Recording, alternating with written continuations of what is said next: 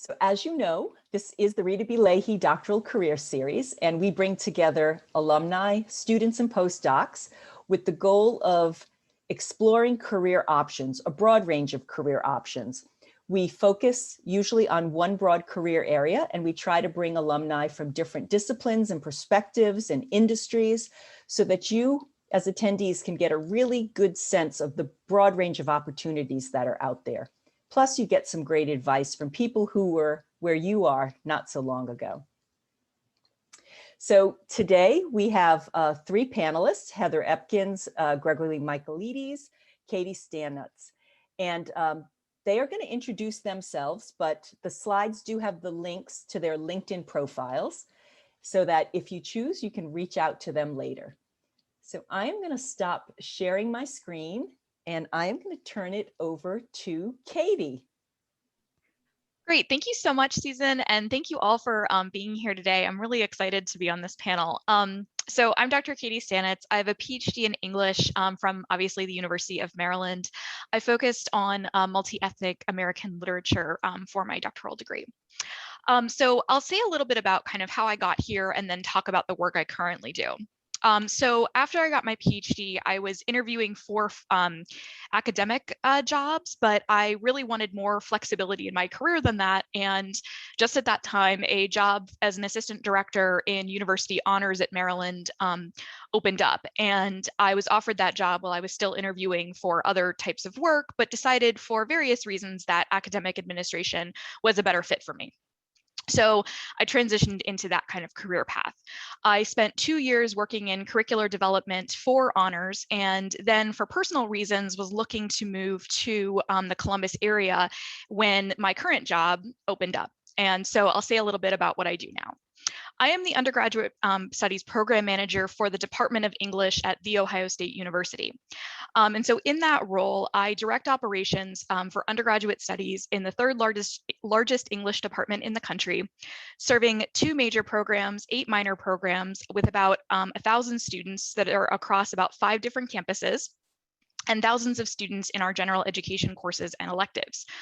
So what does that mean in practice? It means that my job essentially involves anything regarding undergraduate education in the English department. If there's an undergraduate involved, I am probably somehow alerted to what's happening.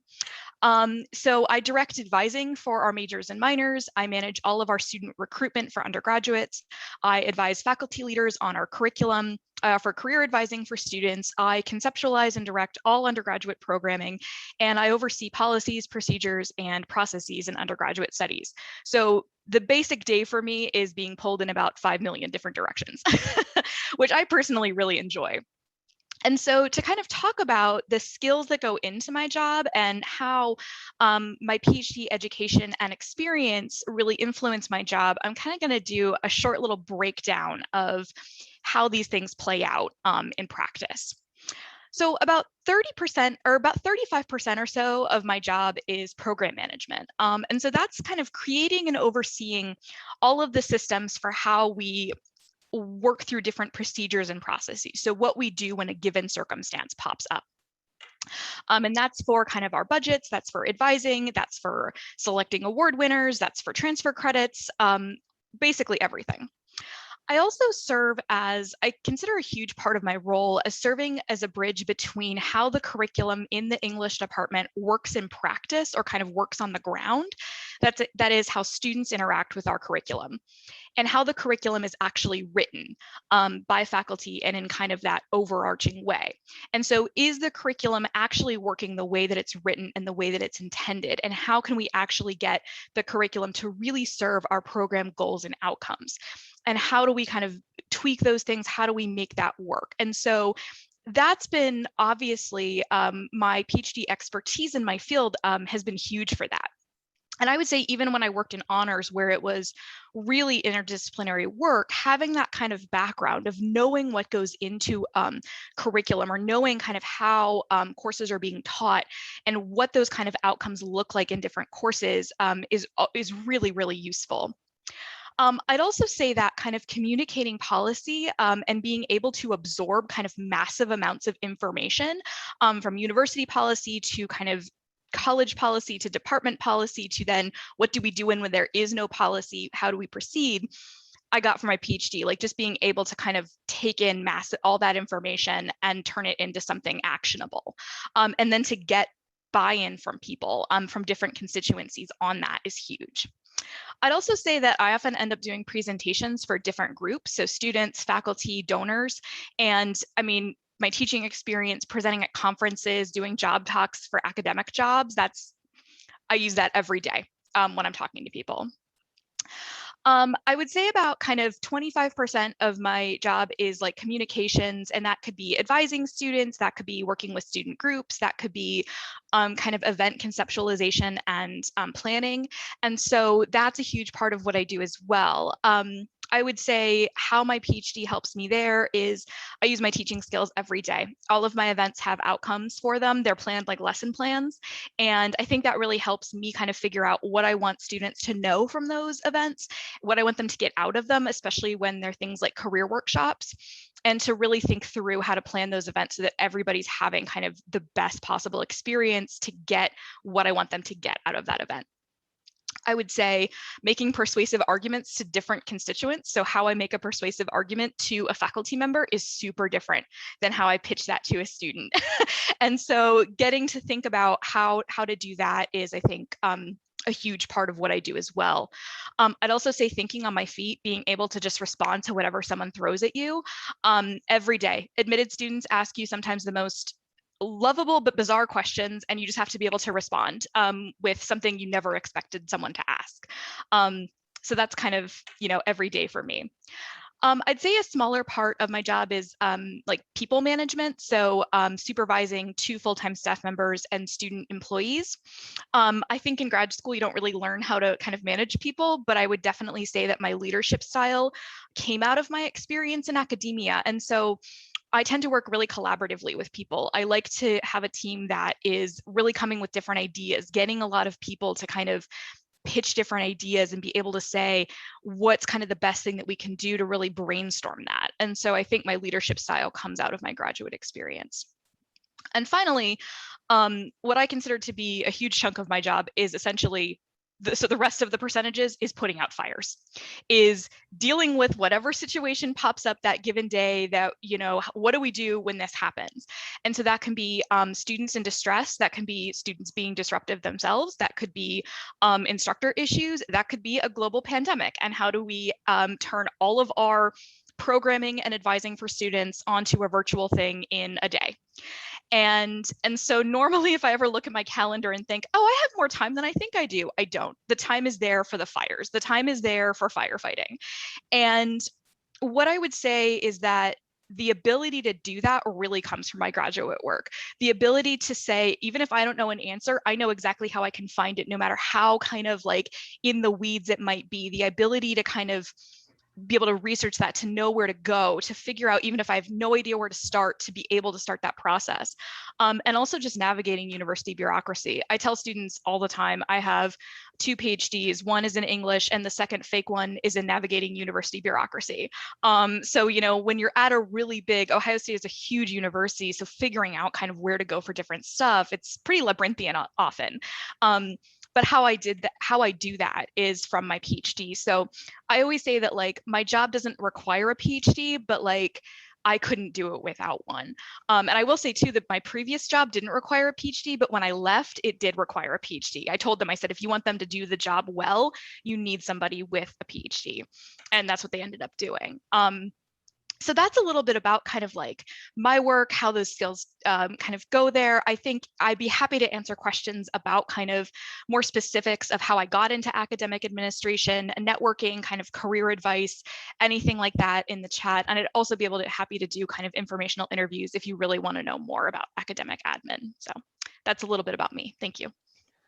Katie, thank you. I think that we all feel like we're familiar with that job because we've all been students, but boy, when you put everything you do on the table, it really looks different.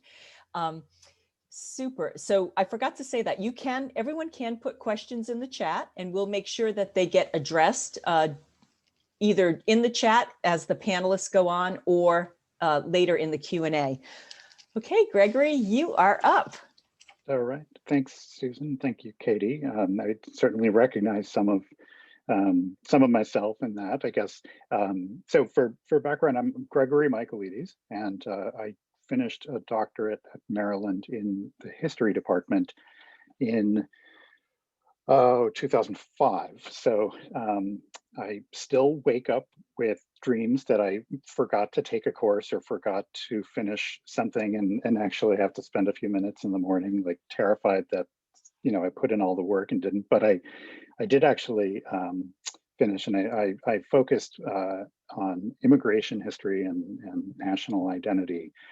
And I guess while I was at Maryland, and while I was researching and writing about a lot of Eastern European history and sort of transatlantic issues, I started to realize that my kind of real, I guess, career interest lay more with policy issues than with purely academic ones. And I don't mean that in a pejorative way, certainly, but I think fairly early on, I realized that I didn't want to follow an academic track, but really had to try a lot of different things, I think, before I landed on what was kind of ultimately the way that I see myself.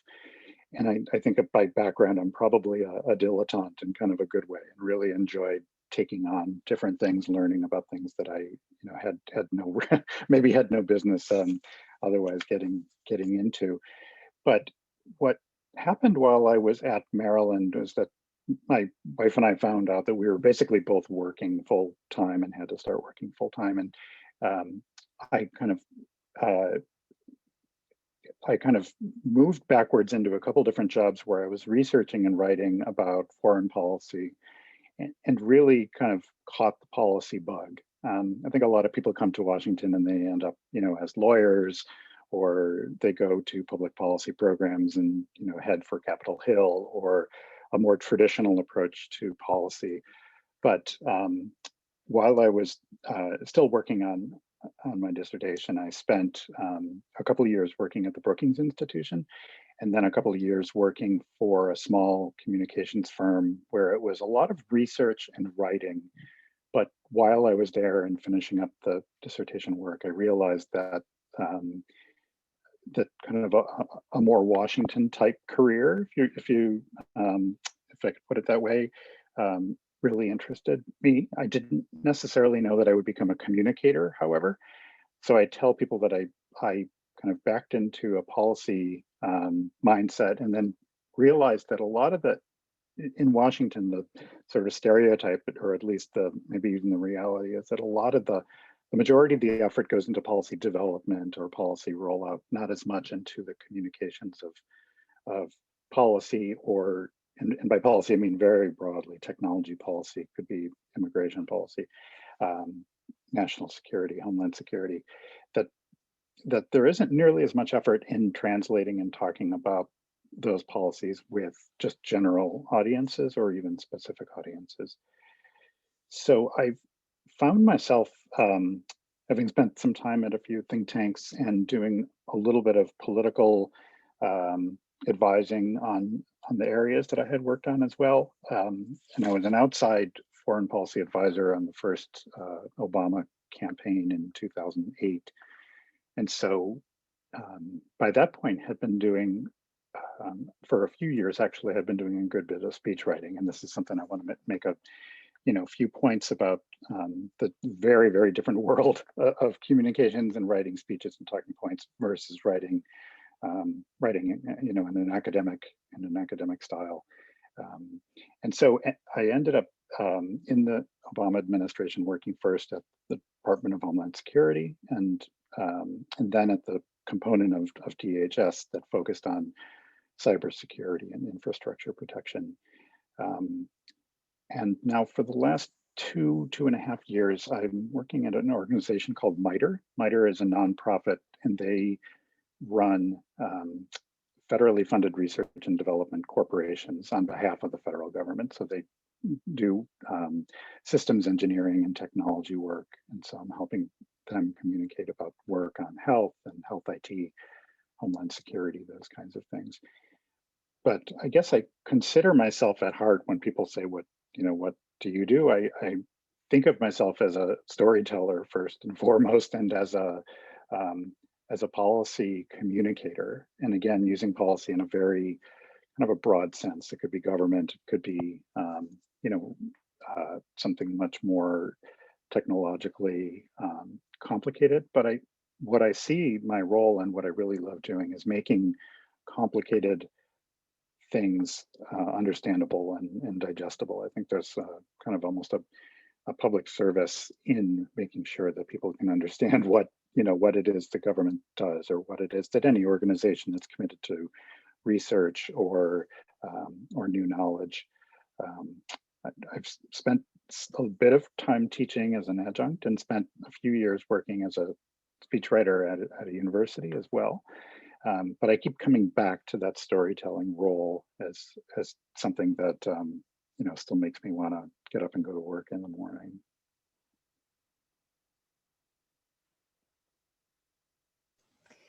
Gregory, do you want to say a little bit about networking? You have a few more moments left. You have Sure. about 3 more minutes. If you want to Sure. talk about how networking has played in your career. I know that networking is just one of those concerns that students have.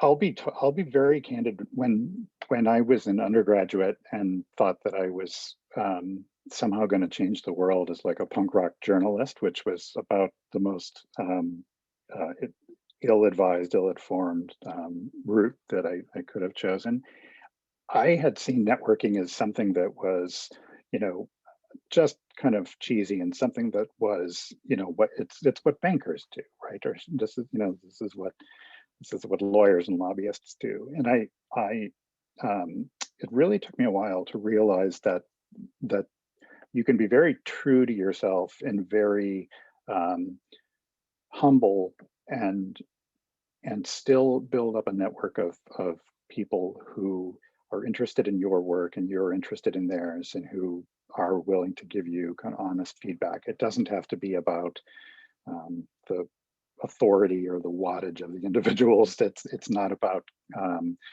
making friends and influencing people so much as it is having really a network in sort of a soft sense of people who you can bounce ideas off of and get advice, and who will tell you when you're being an idiot and when you should back off some bad ideas. I have a couple thoughts on kind of the writing, but I know we'll probably get to some of that in the Q&A as well. So, but I appreciate the chance to talk with everybody here today. So thanks for having me. Well, thank you so much. I think it's really fascinating how you moved from your discipline to think tanks and policy. And I love how you describe yourself as a storyteller at heart. So I know that your story is going to elicit great questions from the audience. So we will go on to Heather. And Heather, did you decide how you want to proceed? Go ahead and share your screen if you can. I certainly will. And it'll be more visually interesting than my mugshot. There you go. There you go. All right. Well, good afternoon, everyone. I'm honored to be included in this event. Thank you to Susan and Anna for having me. And I don't know if your participants know, but today is Maryland's Giving Day also. Mm-hmm. So I'm happy to be here with our fellow panelists to give back a little bit of time at least today. My name is Heather Epkins, and I currently serve as the communications director for the governor's coordinating offices in the office of the governor of Maryland, who is Governor Larry Hogan. And there are 7 offices, and I'll talk about those a little bit later if there's interest. So I have a team of 7 different PIOs that I manage, and there are disparate topics across those offices. I went to Virginia Tech for my undergraduate degree, and have a great joke about that. So you guys know the hokey pokey, right? And unfortunately, the guy that wrote the hokey pokey, he died last week because he had to put his head in, and it took a week to bury him because he had to put his head in and take it back out, put his feet in and take him back out, put his arms in and take him back out. I know it's a horrible joke, but we need a 3 o'clock lift, right? Then I I went to Louisiana State University for my master's, and then of course completed the PhD at the University of Maryland in 2011. 8 months pregnant, I walked down to graduate and had the hood put on. They could barely get it around me. So that's the education background. And if the next slide would be great. So I think I'll start broad, and then I'll go into this journey that you see before you. I have been so blessed to work in so many great places across so many different arenas. And I guess I describe myself as a public affairs warrior with that PhD. And then I've been in this PR world for more than 20 years, and I specialize in strategic communications. So I've had the honor to work on Capitol Hill with CEOs, politicos, state and local government, academia, associations, corporations, news outlets, nonprofits. And I can say that my favorite work to this day across all of those is still just, it may sound cheesy, but making, a positive difference in the lives of others and blooming where I'm planted. So I really define success as leaving a positive legacy wherever I go and leaving it better than where I found it. So I also, want to seek to understand and not just be understood. So that's kind of where I land on the overview of where I've been in all those realms. So life didn't turn out the way I imagined. So I was 17 at Virginia Tech. I took a statistics course, and I am a number geek. I love it. I love crunching numbers. And so I was like, oh, I love this professor, how she makes it so usable and user-friendly. And this is just amazing. She's an incredible Dr. Mary Beth Oliver professor. And so she inspired me to want to teach. And I said, eventually I will get a PhD with the purpose of being a professor. But as a woman of faith, the Lord has a plan for my life, and things turned in different ways. And I, again, believe that we should bloom where we're planted, and that's the best path. So I began all of this as a 20-year-old assistant to the PR director at Virginia Tech, as far as PR is concerned. And I also did the same communications directing for the SGA at Virginia Tech, and I love that combination. But in the interim, before I was going to be get the PhD later in life, I loved TV. So I was going to be the next Katie Couric. She was hot back then, way back then, and I wanted to be in TV. So I was recruited to, after I started Tech Tonight at Virginia Tech, I was recruited for my master's degree with the fellowship to start LSU Review TV show at LSU. And so I did that, and I received my master's in mass communication there, where I took the best class. And to echo Greg's point on writing, the class had us take a whole book and pare it down to one page with the most succinct writing ever. And that has helped, that one class was my best class. That helped me to be a great writer. So academic writing and praxis writing are quite different. But after LSU, I had the opportunity, because my father had lost his job, to compete for scholarships. And so I did. I competed at Miss America as Miss Maryland, and I did not win Miss America, but I did win $35,000 in scholarships. And that helped me to fund my education. And so I'm a piano player. I'm not your showy singer. I just play my little piano, play my little song. But that $35,000 certainly helped me. I don't play football. I needed a scholarship. So it got me through school. And then when I left, so after, during that time, I met a lot of people in TV, and I honestly, I'm just going to be forthcoming. I never met a happily married woman, and I definitely wanted to be a mom. I didn't meet a happily married woman in television, because they had to move and they had to continually to get to the top of their career. So that was just my personal experience, not saying that they're not happy, but since I learned that, I decided, maybe I should stay put and go the other route with PR for now, because I had a little bit of background in that. And of course, I was the quote PR director for our state as Miss Maryland. So I enjoyed doing that. So what I did is I went into a decking company here at the top. It's a picture of a deck. They don't exist anymore. but I started their marketing department. And then I went over to Erickson Retirement Living. My grandmother, who died at 101 a few years back, was there. And so it was a dual reason, personal, to be close to her. And also I did national advertising there. So I got a new perspective there. And then went from there to Capitol Hill, and I was a press secretary for a California congressman from Yosemite area. So I got to travel to Yosemite. Who cannot complain about that? And it was a really great time on the Hill. But then I transitioned. I got married actually, and then transitioned to the U.S. Travel Association, where I helped with national security reporters who wanted to talk about the impact of 9/11 on travel. So this is right post 9/11. And then from there, I was there a few years, and then I had to finish my comprehensive exams. I'm sure you all can relate. And so I had to take some time and get those done. So I had to leave, actually, U.S. Travel, which was a blessing in disguise, because I landed with Oyster Recovery Partnership, and they plant oysters in the Chesapeake Bay, our national treasure. And it was local. It was an Annapolis-based outfit, and I had both of my children while working there, which was great because it was right here in my backyard. And I also taught at the University of Maryland and Johns Hopkins and Towson during that time frame also, which I so loved. And then I finished that PhD, as I mentioned, and walked 8 months pregnant, like I said. And my dissertation was on working with, I called it the front lines in Washington, D.C. So digital age terrorism reporting by National Security Prestige Press. And I was published in a journal and did some research across with using my dissertation research. And I loved research. And I've helped the START Center there at Maryland to do some curriculum, to create some curriculum on media and terrorism. And I love teaching because I got to teach my curriculum, and I just loved it. So I knew I loved the academic realm. So finally, after Oyster Recovery Partnership, I was asked to teach for the communications department at the University of Maryland using my PhD, and I loved it. I was in heaven as a collegiate professor. It's just my passion to help others to find their own voice. And I taught mostly public speaking, but some other classes as well. And a lot of people will put down professors who teach public speaking. I don't know why. I think it is a gift to be able to help someone else find their voice.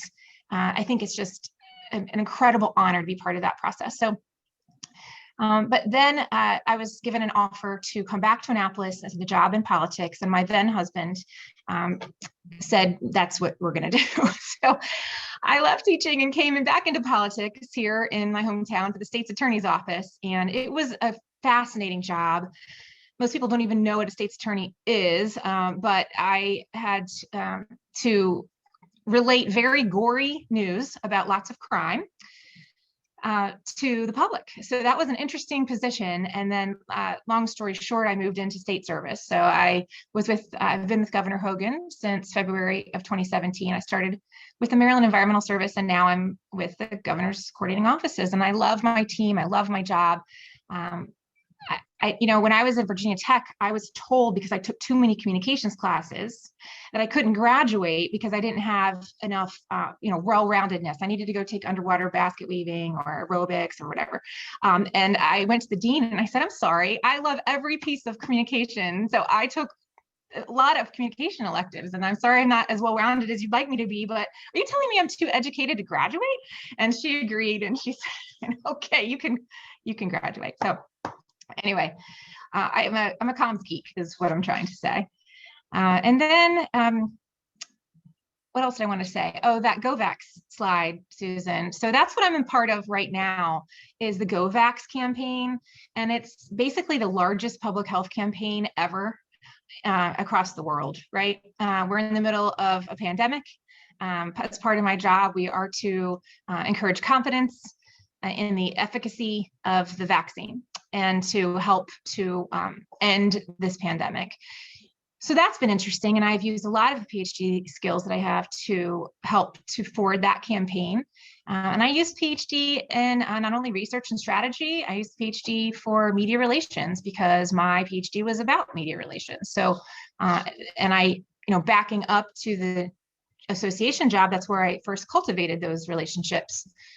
with the national security reporters who I then interviewed for said PhD. So networking is a huge part along the way and is linearly,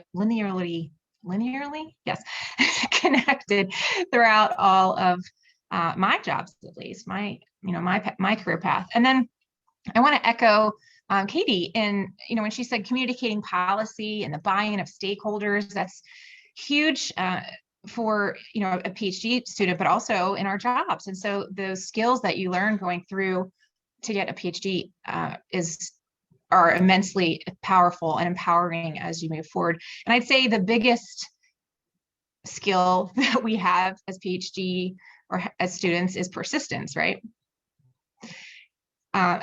Persistence. And that never gets old. That is exactly where we should be, is always persisting, never giving up. Katie said that she's reactive, putting out fires. I tell some of the women on my comms team, we're firefighters with lipstick. We're also proactive too, of course. And then, the importance of internal communication too is something I've learned along the way. And I don't mean internal to your organization, I mean internal to your person, and how much our positive or negative self-talk can influence every other part of our lives. So that is something I learned during the PhD, because I think every student here probably can relate, and every person really, with that time when you've been consumed with negative talk and it's brought you down, and you don't have that pod that Greg mentioned of people that you trust that can really speak into your life, speak that truth into your life and help you. So I like to say this. I like to say you're protected by your pod with your honest feedback, you're directed by your passion, and you're connected by your persistence. So that's something I tell some of my team.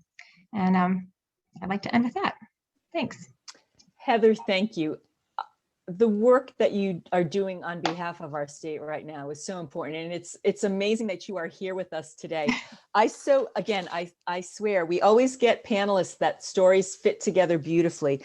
The advice you gave about sticking to your values and also paying attention to your self-talk, very, very provocative. So with that, I am going to turn this over to our attendees. And if you'd like to unmute yourself and go ahead and direct a question, introduce yourself, of course, and then direct a question to one or all of our panelists. Who's going to start us off? I'm going to gallery view so I can see you. Let's see who's going to start it off. And you can pop questions in the chat as well. April is monitoring those. I know there's a question out there.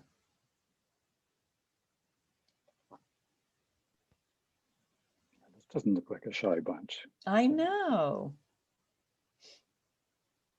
I can start with a question. I'm not going to turn my video on, but I am britstarr. I'm a PhD candidate in the English department, 4th year right now. And I'm really curious, like facing my 5th year and sort of the end of my funding, I'm just curious to hear stories of your transitions from academic work out into other kinds of work. And so maybe we could start with Katie. You mentioned you might want to talk more about that in the Q&A. But I would also open this up to all of the panelists just to hear more of that story of like, what was it like for you to move out of academic work, like emotionally, interpersonally, socially, all of the different ways, and anything that like comes up for you in response to that question. Thank you. That's a great question. So I mean, I can start since I said I would talk about that. Yes, I think that I have two kind of responses. I think that there's things you can do to make that transition a lot easier. So getting experience, and especially for my job, which is still kind of in academia, just in a separate way. So like, I consider myself to still have like one foot in that. Like I have the opportunity to teach, like I have taught before, kind of in my academic admin roles. But it is pretty different. I think that for me, what was really important is getting experience as like our grad assistant or like doing other types of administrative work within graduate school. So like if there's ways you can do that type of work, or like internships or things like that, like, but even just things within your own department, like finding ways to be involved, to get that type of experience, especially I would say if academic administration is something you're interested in, because that's what, like when I hire for roles, and I hired last year, like it's something I look for, like is like how can you, if you have that kind of experience, or how can you translate your interest in that type of work to that, I think, and I can say more about kind of the PhD being a double-edged sword, and I'm sure Gregory and Heather can too, of like what it means when you apply with a PhD to different kind of jobs. Like it can be good, but it can also be people wonder if you're overqualified. I would also say kind of emotionally, I know that it can be very difficult if you've set yourself up to want a faculty job and then to transition out of that. For me, what has made that a lot easier is that it was for me a choice. It was that I was interviewing for faculty jobs and I decided not to do that, and made an active choice about it, that I was going to pursue other options. And for me, I think that that has made the transition so much easier. It has also made my life a lot more flexible. So when I said I wanted to move to Ohio, again, like for personal reasons, it was a lot easier than it would have been if I was in a faculty job. So, and again, it would, I think, be easier for me to move in other ways too. Like, I mean, yes, this job did pop up, but like I was looking for other types of roles as well. And again, like I think I have a lot more flexibility in my career now that is really great. So yeah, that's what I'll say about that.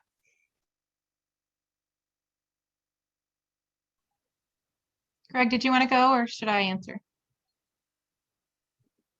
Go ahead, Heather, please. Okay. Yeah. Thanks for that question. It was so well worded.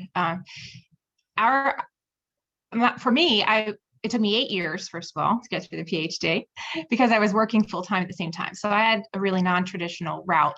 But I do want to say, I heard you say your funding is going out or running out. I just want to say, don't give up, don't lose hope. I want to say, you can be creative and find new ways. I've seen so many different paths. You'd be so surprised at the different paths people take. There's not one way, there's not one right way. And I'd also say socially, just to keep yourself entwined with networks like this, networks that encourage continued scholarship and research and intellectual depth, and the time you have as a PhD student is so precious, and you will go through kind of a grieving period, or at least I did. So just to keep connected with those people. And then also, wherever you land, there will be a reason for that. So like Katie said, she chose not to go that route. But if you don't choose and you don't get those jobs, where you land, bloom where you're planted. That's all I'd say about that. That's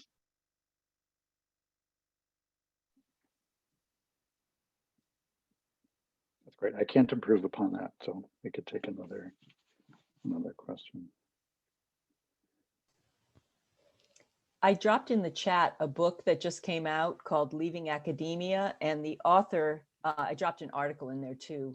We're going to be doing a second book read with this book at the end of March, and there'll be info coming out in my newsletter about that too.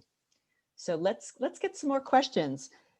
The expertise on this panel is unbelievable. Chauncey, it looks like you're ready to go. I guess I have a question. So I sort of have a question. It's a pseudo statement question. So I guess from my situation specifically, I'm also in the English PhD program. This is my second year, but since I came in with a master's, I'm basically, I'll be ABD by May. In any case, for myself, I'm a little bit older, so I've worked before. So I sort of entered this program with plans afterwards. And yes, academia is a great route. I could also go back to secondary education because I have a lot of experience there. My third option, though, and this is my question, since this area, this DMV area is, and I believe this is correct me if I'm wrong, it's one of the best areas to be in with a PhD if you're not in academia. I believe that's true because of all the the think tanks and whatnot.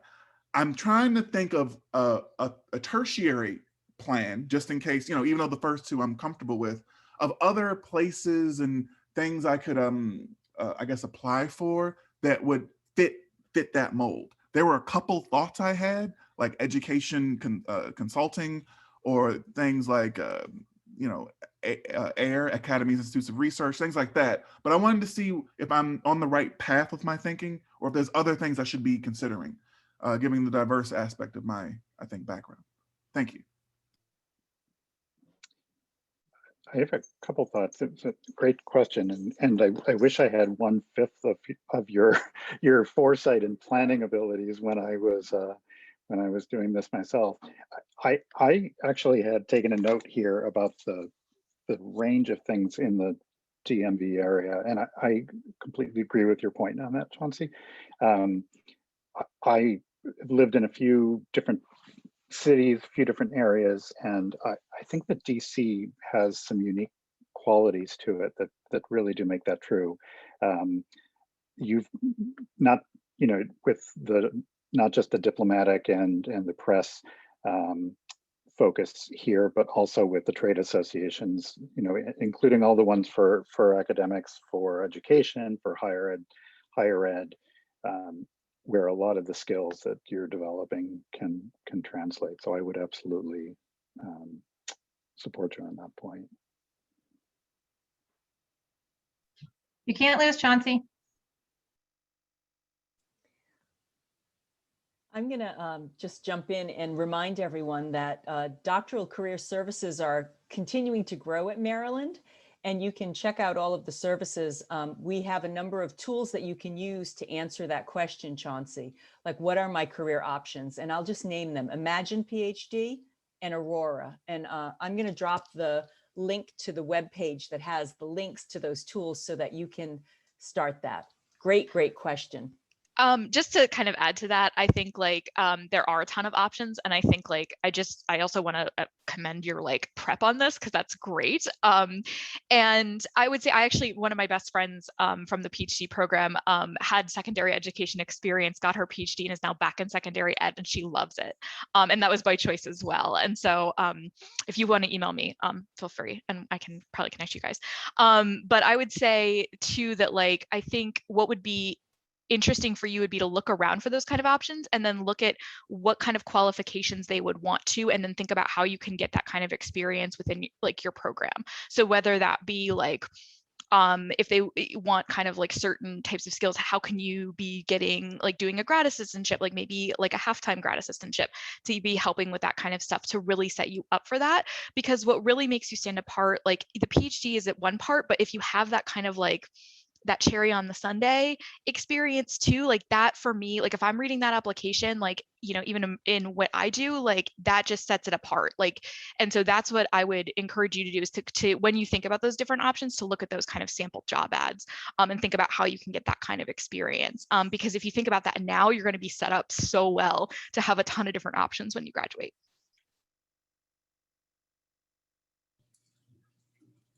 Thank you, Chauncey, for opening up this whole thread around career exploration. For humanists and for PhDs, even in the social sciences, it's not a direct line, and there are so many options in terms of what you can do with your transferable skills.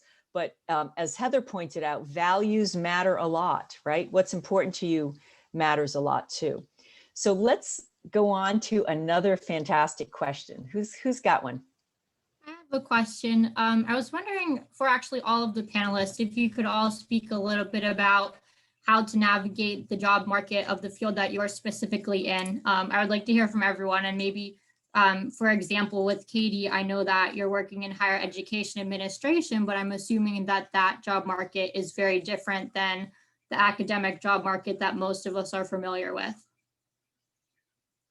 Yes, it's extremely different. And I would say that that doesn't mean that it's easier. There are potentially more jobs, but there are also other qualifications that you need. And so what ends up happening in some of these jobs is that, this is kind of what I mean about the double-edged sword for that, is that there are some jobs that will require a PhD, but sometimes with those jobs, then you get people who are super qualified, way overqualified even with that. But for jobs that you don't require a PhD, there will be some people, and some people will read that and be like, oh, great, this person's into this. Some people will read it as, this person is looking for a faculty job and wants an in.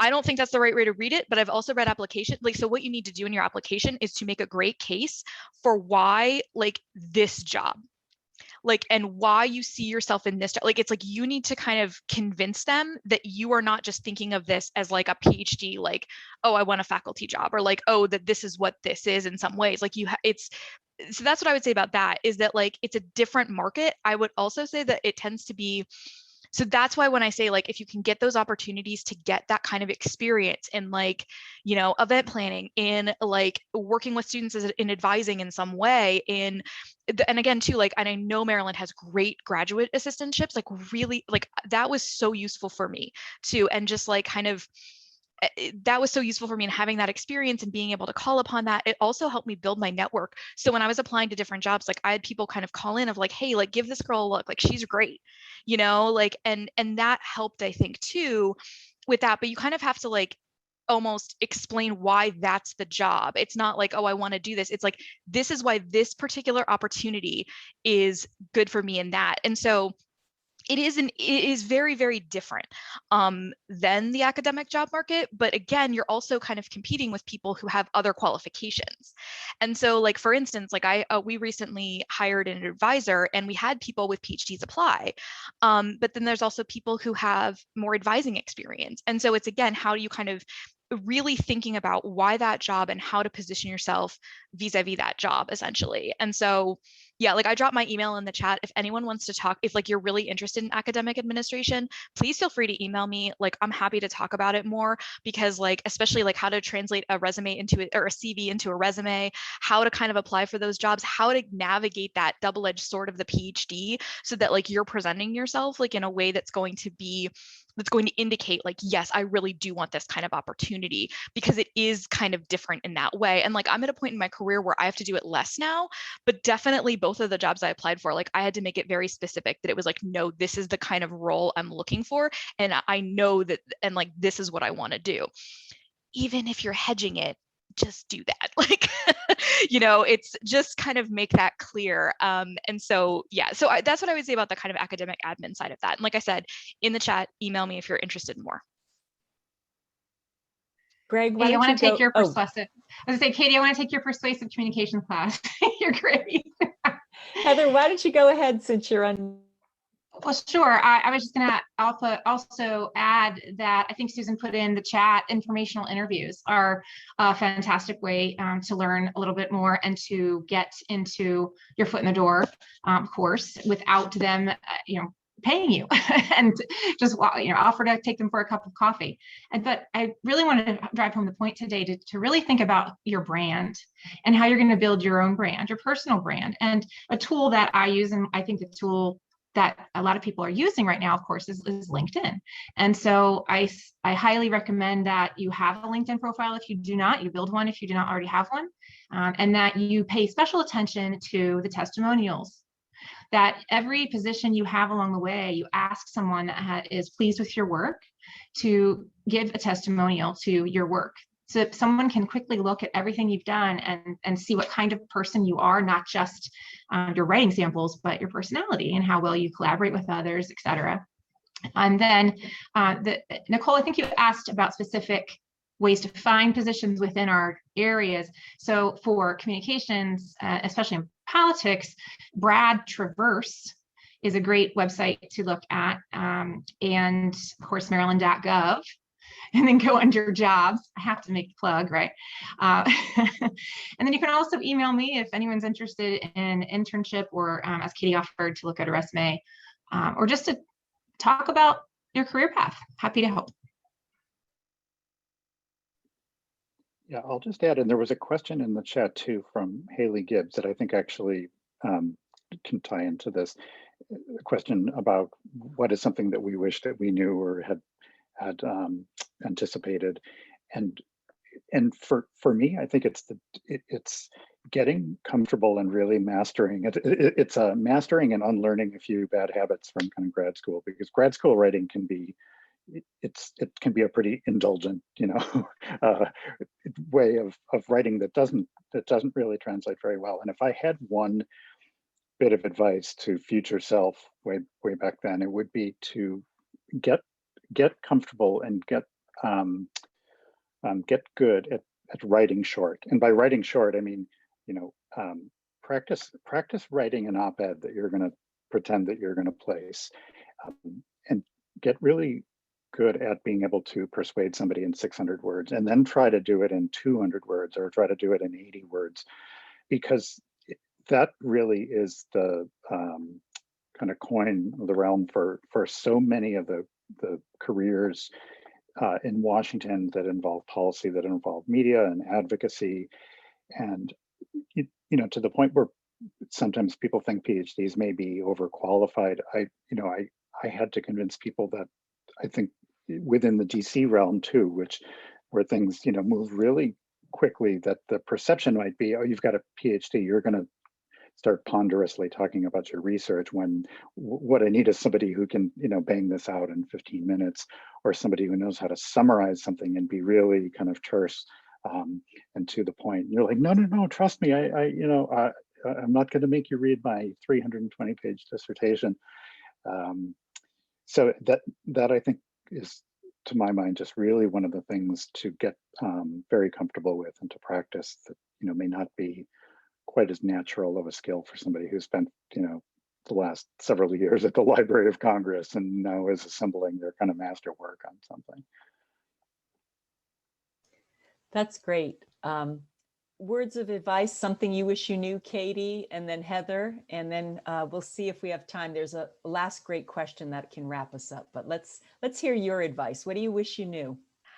There are a lot of things I wish I knew. I would say, I think Gregory's advice about how to communicate with different people, so being within academia means I can still use more semicolons in emails than are advisable. But it does, I think, especially kind of communicating with different people. Again, it's what do I say when I'm talking to an admitted student? What am I saying when I'm talking to faculty? What do I say when I'm talking to a student is so different. And like Gregory said, a lot of what I had to learn in kind of my jobs was how much information to give people, because my inclination is I'm oh, you want the information? Let me write you a 20-page email about this. And no one wants that. No one wants that. And so a lot of my communication learning has been about and especially too, because people never read anything. So it's how do you get to communicate so that they're going to get at least what you need them to get out of it? And then, but also then sometimes it's then you don't send enough and then someone gets offended, or someone's well, what about this? And so what's the sweet spot of what you're trying to articulate to different people?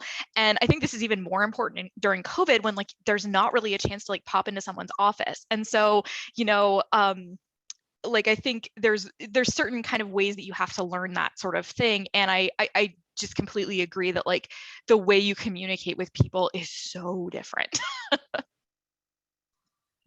And the only thing I can add of value, other than knowing your audience, which we just spoke about, and mitigating, people and their inclination to think we're overthinkers. You took a 300-page dissertation and made a journal article. Let me show that. But the third would be just mitigating misinformation. And as a PhD student, you didn't have to really, you had research, you used that as the base, you use that as your argument, you persuaded the argument, but misinformation really didn't play into that too much. Whereas in daily life and living in practice, at least for me, for sure, mitigating misinformation and effectively communicating about that is the name of the game, and getting ahead of the story with your narrative. So to Katie's point with being an overthinker, getting ahead of the story on your own misinformation that you really overthink, no, you can be a succinct writer, and let me tell you how. Well, I'm going to put your succinctness to the test here. The last question, I think, is a great one. When you transitioned out into the world of work, or as you've moved from position to position, how do you handle skills gaps or not knowing things? How do you come up to speed? So I changed the question slightly, but I know oftentimes doc students feel like, oh my goodness, I'm not an expert. I don't have all of this nailed down. How do I step into the workplace and fill those gaps? I'll just say 100% lean on your pod. 100% find someone you trust to talk about how to just work through it in your own mind and what you need, and then go find that person to help you to learn and access that. Figure out what work. Oh, sorry, Gregory, go ahead. No, I would just say coming out into the sort of DC job market, I realized, wow, everybody here is a lawyer, or they're coming out with master's degrees, or they have been 2 years in school, and in the meantime we've been sort of really learning more and more about less and less on one topic.